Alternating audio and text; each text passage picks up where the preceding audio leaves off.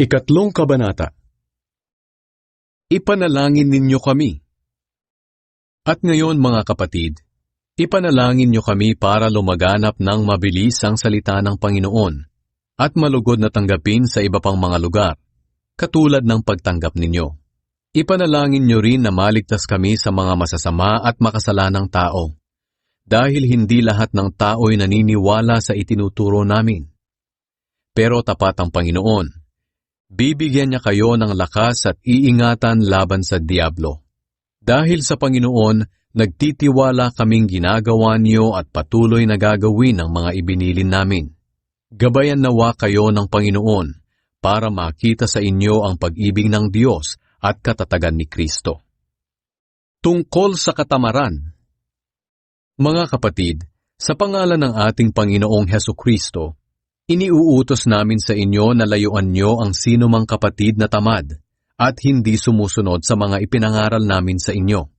Sapagkat alam naman ninyo na dapat nyo kaming tularan, dahil hindi kami naging tamad noong nariyan pa kami. Hindi kami tumanggap ng pagkain mula sa inyo nang hindi namin binayaran. Sa halip nagtrabaho kami araw at gabi, para hindi kami maging pabigat kanino man sa inyo. Ginawa namin ito hindi dahil wala kaming karapatang tumanggap ng tulong galing sa inyo, kundi para bigyan kayo ng halimbawa para sundin ninyo. Nang kasama nyo pa kami, sinabi namin sa inyo na huwag pakainin ang sinumang ayaw magtrabaho.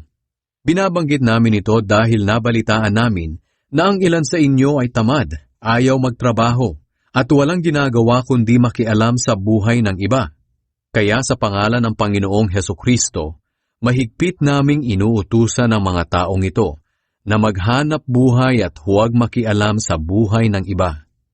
At sa inyo naman mga kapatid, huwag kayong magsawa sa paggawa ng mabuti.